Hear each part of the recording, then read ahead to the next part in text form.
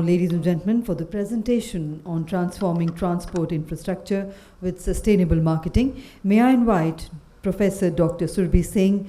She is with GL Bajaj Institute of Management and Research. So, ladies and gentlemen, please put your hands together to welcome.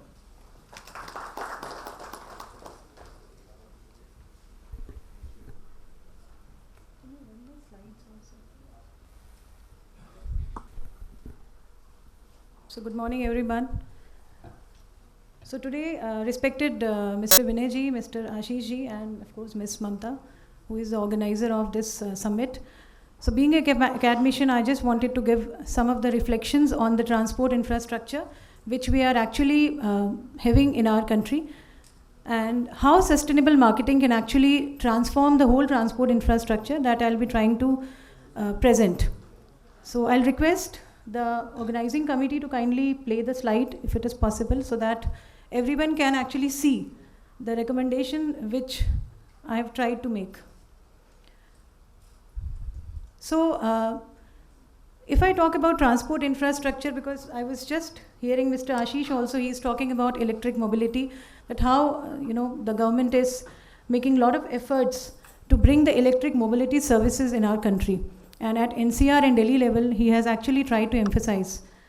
And in fact, he also spoke about One Daily app, which is really very, very exciting, because nowadays NHAI also has already become artificial intelligence enabled, and a lot of connectivity is already there in the transport infrastructure. Can we go to the next? Okay, maybe I have the slide. I think it is. Yeah. So these will be the contents of my presentation. So as you know, transport, because there may be many delegates who may be coming from different industries or maybe some other academia also. So that's why I just want to introduce the transport infrastructure, how we define transport infrastructure. So transport infrastructure means that in any country, if the railways, roads, and coastal areas, and whatever these kind of mobility services are developed, so these comes under the transport infrastructure. Now, why do we have to develop the transport infrastructure? Because we all are trying to avail the services of transport infrastructure only because we are here only because of the smooth movement of the transport. If the infrastructure is not good, if it is not going in a integrated mode, as Mr. Ashish also quoted that, even Mr. Vinay also talked about how multimodal integration is so beneficial for the whole society. So definitely transport infrastructure, if it is integrated, it will definitely lead to a lot of convenience and comfort for the commuters, daily commuters. And if I talk about the expansion programs which we are running in our country, because we all know that our government is making a lot of efforts in bringing a lot of different projects which are running in our country, like Bharat Mala. We know very well that lots of highways are being connected through that, and definitely lots of small towns in the UP also, and in many of the states which are being connected through this project. So it is really a very, very appreciable effort by the government of India. Second, Sagar Mala. Sagar Mala is again a very, very important project of our country, which is running by the current government, and it is really trying to connect the different ports of our country. We have 13 ports in our country, and if we compare with the US, because definitely we always try to compare with the developed countries only, and US has a lot of good, you can say a very sound transport infrastructure if I compare with our country. So infrastructure, if I talk about other programs, if we say we have a lot of transit mode, bus rapid transport systems also services which we have, then we have a lot of other kinds of integrated model systems which we have in the transport infrastructure. Now this is the state of our India when we talk about the transport infrastructure. In India, if you see, if I talk about the freight, like when we try to transport the goods through the roads, we have maximum penetration through the roads. It means 75%, around 70% or 70 to 75% is actually using the road traffic. So you can very well understand how, again, a very important challenge is for us that a lot of road traffic is being consumed for these kind of freight carrying activities. Railroad is being consumed, And we talk about the coastal, as you know that we don't have much of the penetration in the sea coastal consumption. We are not carrying much freight to the sea areas. We have around 7% consumption only when I talk about India's state of transport infrastructure. Now, if I compare with the developed economies like US, then we always tend to see, because again, a lot of expansion programs are there in our country, which are going on. That's a really, really very praiseworthy thing. But yes, if I compare with the developed economy, because we are definitely visualizing ourselves to be a trillion economy. So we have already aimed ourselves also to reach to the highest trillion economy, which our government had already aimed at. So definitely, there are some of the challenges which I would like to highlight. Before that, I would like you to see the state of infrastructure in USA. Now, if you see in USA, they have around 75% freight which is being carried through the sea areas. It means that their coastal ports are very much developed. And of course, if I see the airports also, because definitely freights are carried through the air services also, airline services also, they are also very much well developed in that. So again, if I compare with these type of developed economies, we are actually in the 19th position if I see the airport infrastructure. And if I see the railroad road infrastructure, we are in the 119th position as compared to US. So again, India is very much behind, and I think there are lots of challenges we have to face. So being an academician, I would definitely like our, lot of honorary members are here from the transport infrastructure. I would request also that the recommendation which I have made, that they must work on these areas. I know they are very much sound in their respective areas, but I would definitely like to put some recommendations. Now, why I have tried to integrate with the sustainable marketing, because sustainable marketing is the marketing which basically tries to create, communicate, and deliver the value by creating the natural resources. We have to make use of the natural resources.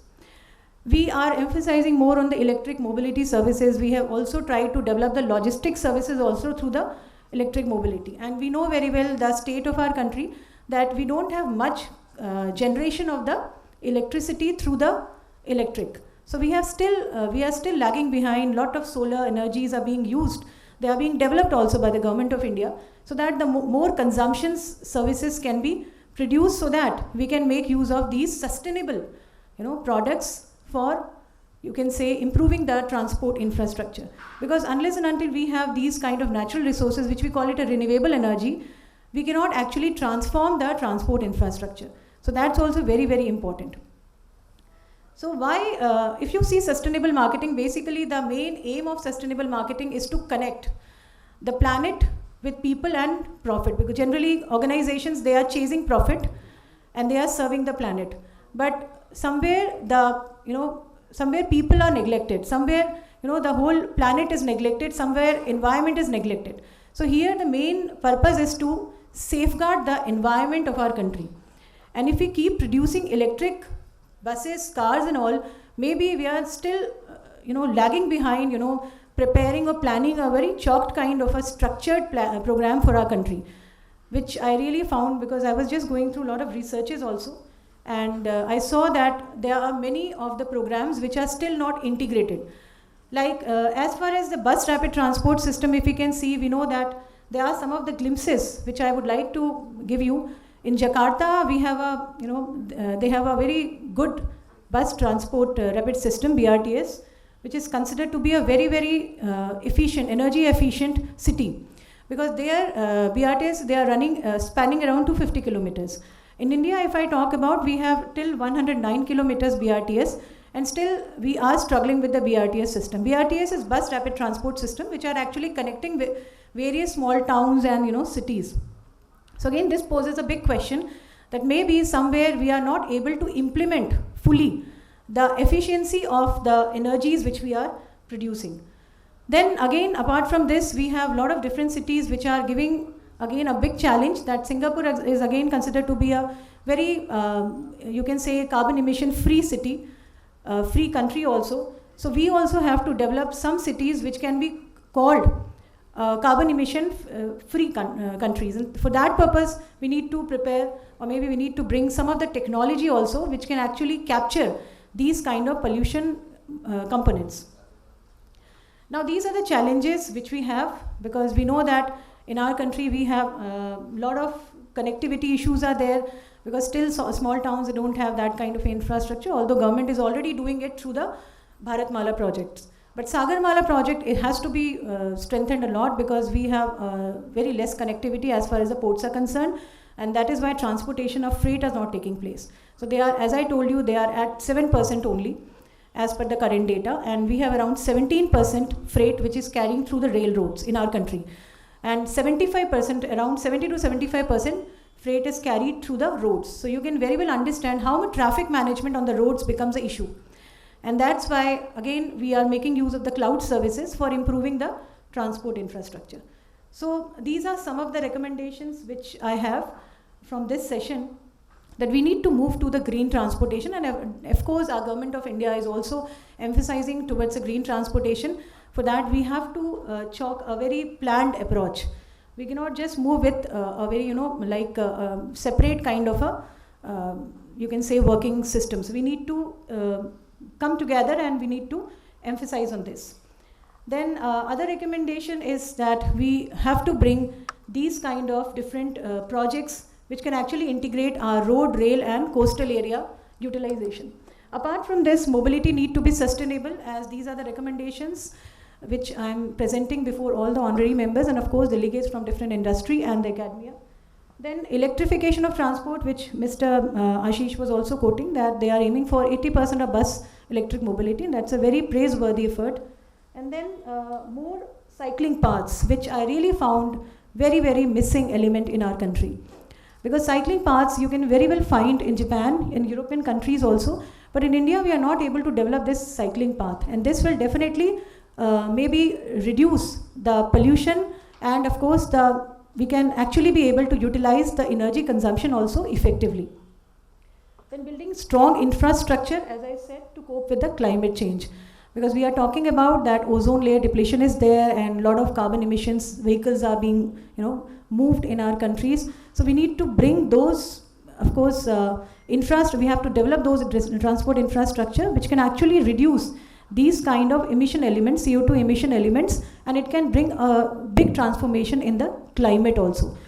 Because at the individual level we cannot do. Again, as a system, if the strong governance is there, definitely every individual can cooperate. In all other countries, if we talk about the developed countries, there the individuals are working because the governance is there. So we need to bring that kind of a strong governance which can actually change the whole, you can say, implementation part at the individual level also in our country. Then, of course, invest in the technology, as I said, because in Japan, if you see in China also, they are bringing a lot of technology which can reduce, on these kind of towers which they are installing to reduce the CO2 emissions. So that can also be done. And then 360-degree framework for transforming the transport infrastructure. Because 360-degree framework says that every rail, you can say, transport infrastructure holders, position holders, the ministry which is taking care of the rail part, the sea coastal part and the road part, they all have to come together, and they have to bring some kind of a framework. They have to develop that kind of a framework which can transform the transport infrastructure, and that can also be actually very well considered to be the full use of the sustainable marketing efforts. Because we are talking, even UN 2030, if I talk about, they are also emphasizing on the sustainable marketing part. But again, these all are documented part. When I see at the country level, again, most of the countries are not able to develop this kind of infrastructure.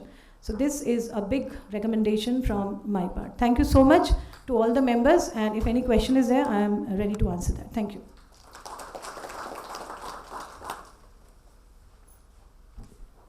Thank you very much indeed. And I would now request Ms. Mamta Shah to kindly do the honors of presenting mementos as a token of gratitude and appreciation to all our eminent speakers. We present to Shri Ashish Kundraji, Honorable Chief Guest, Principal Secretary and Transport Commissioner, Government of Delhi. Thank you very much indeed, sir, for sparing your valuable time and being here with us today.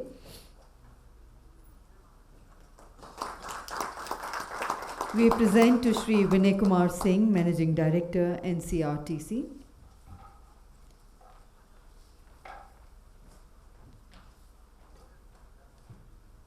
Thank you once again, sir, for being here with us today. And we present to Professor Dr. Surabhi Singh, GL Bajaj Institute of Management and Research. Thank you very much indeed. And before we close the proceedings of the inaugural session, may I request all our eminent dignitaries for a group photograph in the front. Thank you very much indeed. And ladies and gentlemen, with that, we now break for tea. The tea break will be of 15 minutes only. We would request you to be back in time and be seated for the next session, which is a panel discussion session. Also, all those delegates who had registered and could not get their delegate back may kindly collect it from the registration counter outside during the tea break. Thank you.